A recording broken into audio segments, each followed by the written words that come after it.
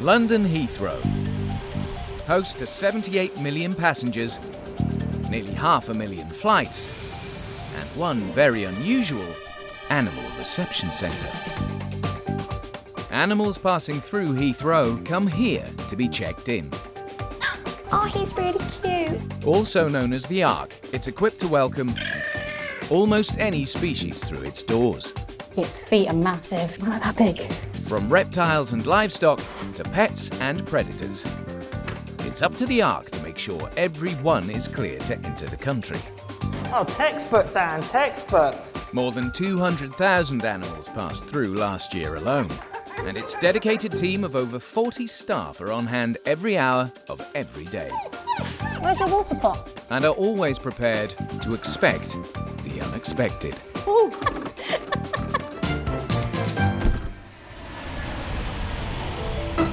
Today on Animal Airport. We can't really tell where one starts and the other one finishes. A mammoth shipment of 2,000 creatures needs checking in. Well, we're exactly halfway. A Siberian cat needs attention. There is blood on the door. That's a little bit right there. And it's raining cats and dogs at the centre. As we've got no kennel spaces, Kira's in a lion's cage.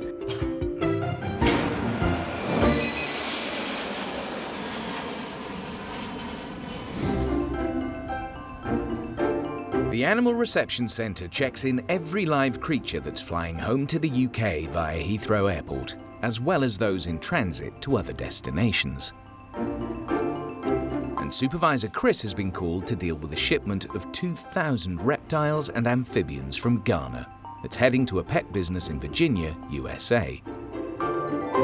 So I've been called in to start my shift early, and apparently we've got some reptiles to release because they've missed their flight. It's obviously mainly cats and dogs that we see. However, you name it, we've seen it. We get the odd crazy reptile shipment in. Okay. Although it's not often, it's nice to be here when they do come through. 200 pythons in here, 300 monitors, 400 pythons in there. We've got some chameleons, tree frogs, baboon spiders, centipedes.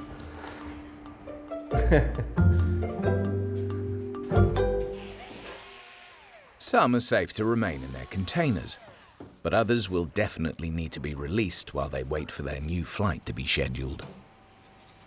The chameleons we've got to prioritise first because obviously they're quite delicate in travelling and can get dehydrated rather quickly. This is going to be the time-consuming bit, is the unwrapping all of them. Number 1. Come out, little fella. And you're on. 1 down. It's quite warm in this room. Ideal for them, but not good for me. Whoa. Bit bigger. Meanwhile, in the large animal den, Supervisor Shannon and apprentice Bradley are dealing with the 160 tree frogs that also need some urgent attention. So we just need to clean their tubs, and also we don't want them to get really, really dry because they're amphibians, so we're just giving them sort of fresh sponge water as such with dechlorinated water, just making sure they're okay and they're nice and fresh. Cleaning the tubs means every single frog needs to come out to get the job done. Right, I'm going to tap him, okay? Yep. Got him? Yep. Okay. Perfect. 1 down, 159 to go. The enlarged, sticky tips of the tree frog's fingers and toes give them better grip when moving around in the trees. Yep. Cool. Or in this case, the walls. Okay. They're not getting the jump on the staff, though. Got him. That one likes to keep us on our toes. 2 hours later, and Chris has finally finished releasing the chameleons. Chameleon number 100. There he is. But there's no time for a rest. 300 Nile monitors. They're quite funky looking though. Quite like these guys. There you go, little fella. Be the first one.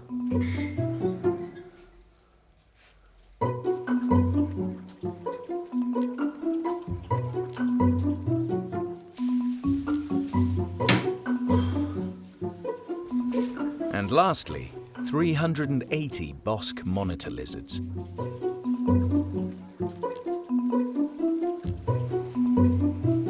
Started at 7 and now it's 1:30, so a lot of hours. The only bit left now is for earlies to box them up again for an afternoon flight. But the task for the morning shift is going to be even trickier. They're just going to be energetic, they're going to be warm, they're just going to be bouncing around.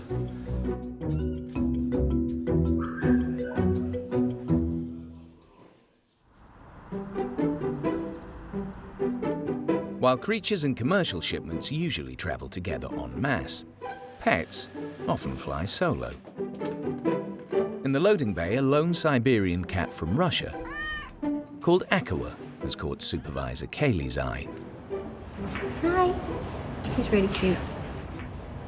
Although considered an ancient breed, Siberian cats were only introduced to the UK in 2002. Since then, they've won a lot of fans for their good looks and calm and loyal personalities. But all's not calm with this one. There is blood on the door, though. There is? Yeah, a little bit right there. I just see blood on the door, so it's probably pulled a claw, or it's usually pulled a claw. They try and get out. It's not life-threatening. It's just, what's the word I'm thinking of? You know, sort of like. There's a word I'm thinking of. Yeah, it's minor. It's not. It's. Yeah, not catastrophic. Hey, it's not catastrophic. I like it. So there's just a little bit of blood on the box, so we just have to check, make sure she doesn't pull any claws. Supervisor Suzanne is on shift in the cat wing and is tasked with making sure there's nothing more seriously wrong with Aqua. Just a little bit of blood there and there. Your box is too small. Not only is the container too small, the gaps at the front are too wide, meaning a cat could easily hurt its paws or claws if it reached out. So, with a likely cause identified, the priority now is to figure out if Aqua is injured.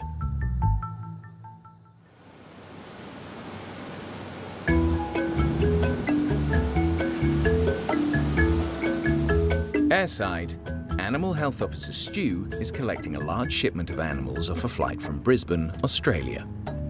So yeah, we're just picking up 9 dogs and 6 cats, so 15 in total, just from one flight. Feels like most of Australia's come over, so we're going to try and play a good game of Tetris and try and get them all in. We've been taught how to stack everything properly, and so everything's tied down and efficiently, so it's not going to fall over, or like obviously get crushed or anything like that. Hopefully we have enough space. As Stu arrives on stand, he gets a call from Animal Health Officer Heather, who's airside on a pickup from a Dubai flight. Yeah, I was going to call you because I can't. I've got 3 more dogs to pick up off this flight, and they won't fit. Where are you? I'm in 308. 308, give me 2 minutes, I'll come give you a hand. I'm literally on 301. Okay, cool, thank you. All right, sweet, bye. Stu heads over to help get all the animals loaded onto Heather's van as quickly as possible after their long flights. You all right, madame? So yeah, what we want to do is get all your big boxes to the back, and then you want to pop all the little cats and stuff on the on top. Yeah. All right. So if you look, kitty cat's not going to fall out there. Yeah. And then obviously these guys, the only problem is tipping. So what I'm going to do, I'll tie these guys down. Slide him in there. There you go. Lovely and secure. Thank you. That's all right. Is that all you've got?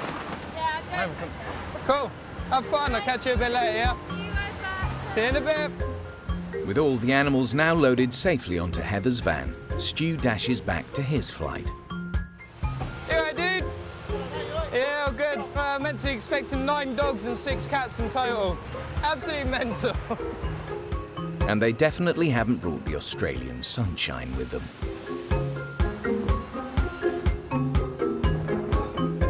Among the large shipment is a Samoyed dog breed called Kira. Owner Michael is already in reception, waiting to take her home. She's an older pet. She's about 9 years old, but she's pretty chilled out now. As a puppy, she was crazy. We moved over as a family a year and a half ago to the UK, so we're finally bringing her over to join us. I think she left in early somewhere high 29 something. So yeah, let's see how it goes. Luckily, she's got the fur coat to go with it, so I think hopefully it'll be okay. Kira and the other pets who've been in transit for 24 hours are all loaded up, ready for a final dash back to the Ark. Looking forward to getting them back though, so we can get them all out into kennels, get them in some nice warm beds and stuff. Thank you very much, guys.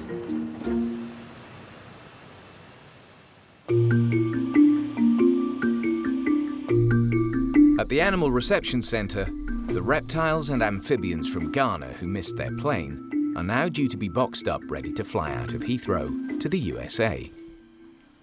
But there's another problem. The new plane has been grounded for a further 24 hours by a mechanical failure. And that means supervisors Will and Sean must now also unpack the remaining 1,500 animals so they can be fed and watered. I really don't think mentally I was prepared for the amount of animals we were about to try and find space for. I don't think I'd quite grasped how big of a task it was going to be.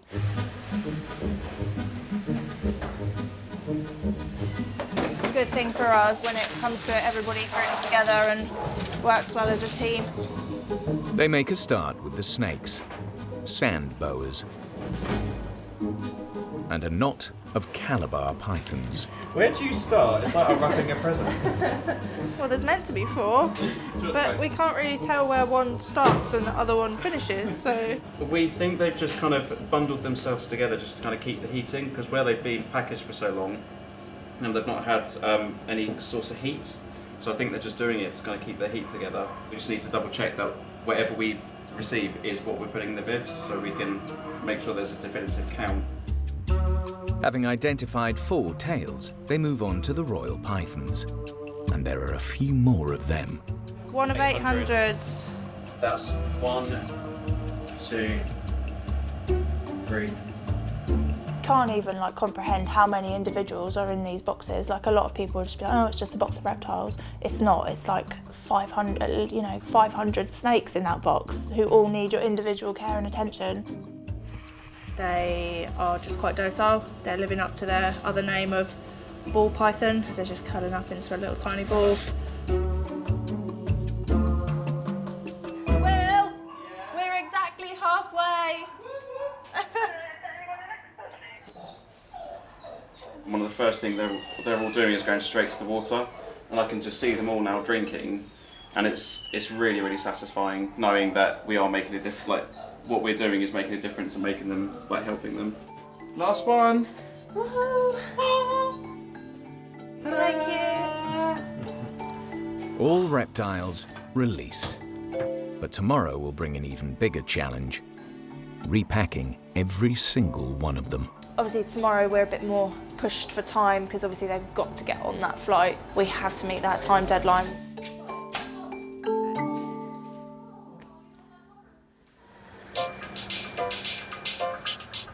Animals are constantly checking out and checking in at the centre. In the cat wing, a recently arrived Siberian cat called Akawa is suspected of having an injured claw. So Supervisor Suzanne is going to check him over. Am I allowed to have a look?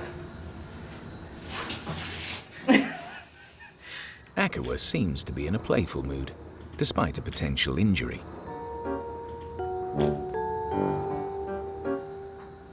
Nothing obvious, is there? I don't want to annoy it too much. But there's no blood on the floor or anything like that, so... And clearly it's very relaxed. So I'm not too concerned. All claws present and correct, but the centre will let the owners know to replace the container for any future travel. Cats normally hate me, so this is quite good. All that's left for Aqua to do is relax while his rabies paperwork is checked.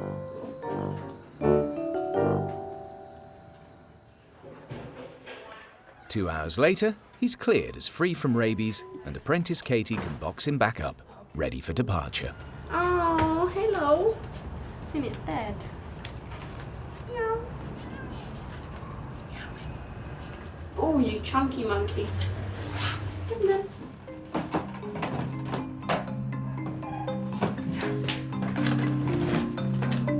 And in the loading bay, his courier awaits for the last leg of his journey.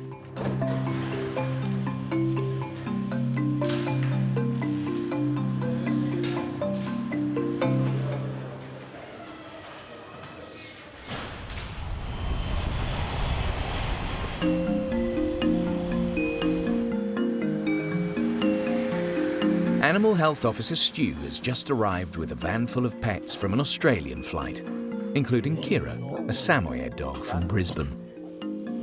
There are so many animals, we need trolleys. Oh wow, and there's already so many animals over here. The Ark is already fit to burst with Heather's van from Dubai already unloaded. We've got one big kennel this side left, and we've got a couple of small. Do you see what I've got in my van? No matter how busy the centre, every dog and cat must be let out of their containers while they have their paperwork and ID checked. And that includes Kira.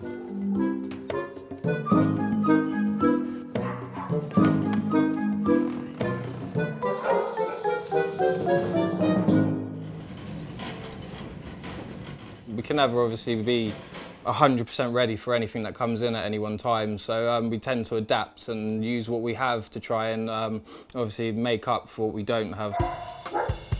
And when they have a lack of dog kennels, they can always use something else. Hello. As we've got no kennel spaces, Kira's in a lion's cage. It's absolutely fine, so we're just trying to get them out so they've got somewhere to go to the toilet, have a wee and possibly just lie down and feel a bit more comfortable, really. It's not long before Kira's paperwork is checked and she's confirmed as rabies-free. She's a good girl. After a year and a half, she can at last be reunited with owner Michael. Hello. Huh? Hello, how are you? Hello, girl. Hey, Kira. Has it been a while since you've seen her? Yeah, a year and a half. Oh, wow. Yeah. Oh. Good girl, Kira. Sit. Oh, you're out of training. Right, come on.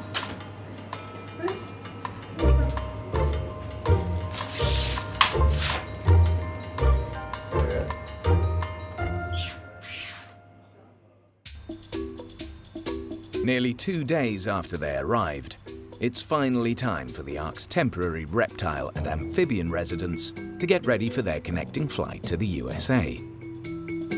And there's no time to waste for supervisors Will and Sean to repackage all 2,000 of them.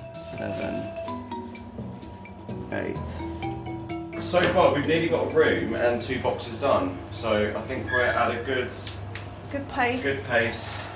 But there's a balance between pace and thoroughness. But just when everything was going so well, 2 of the royal pythons have gone AWOL. We did unfortunately have a couple that managed to escape. Snakes seem to be particularly good at finding a way to get out. 3, this one's got 3 in it. Part of the reason why you have to be so thorough when you count them out, so when you're putting them back into their bags and their boxes, we can count for every single one. How did he get out? There's not even a hole. Just one down now. We found one coiled around the heat cable at the back, which is where we would kind of assume that they would be. But one is currently still MIA. But he couldn't have got out of the room. When the doors are shut, the room's sealed. How did he get out? Right, that's good. Probably just wanted somewhere to hide, so... Both royal pythons are caught, Big relief. but the pressure is still on to keep packing. A little bit more caution today, but then we don't really have too much time to be cautious. Working to a time limit today, we weren't yesterday, so...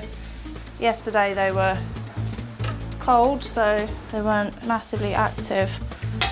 But today they're a bit angrier. I'm watching you. The difference between when we released them, they were very docile, very quiet, to when we actually got them out of the vibs where they've had the heat and they've had the UV. You know, it's like they had a new lease of life. They were trying to eat my hands.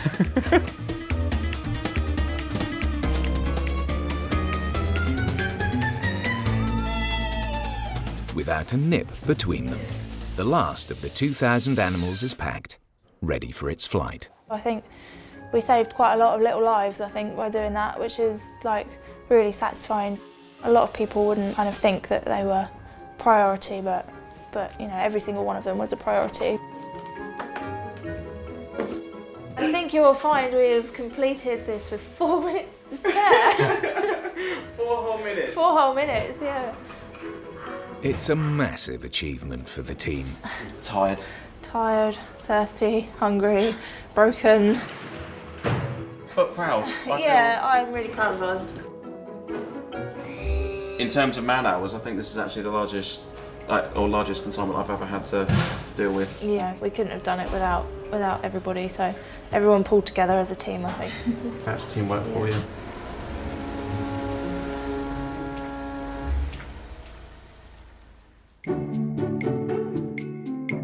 Akawa the Siberian cat got couriered home, door to door. Kira is happy to be back with her family. And the 2,000 reptiles and amphibians made it in time for their flight and arrived safely in the USA.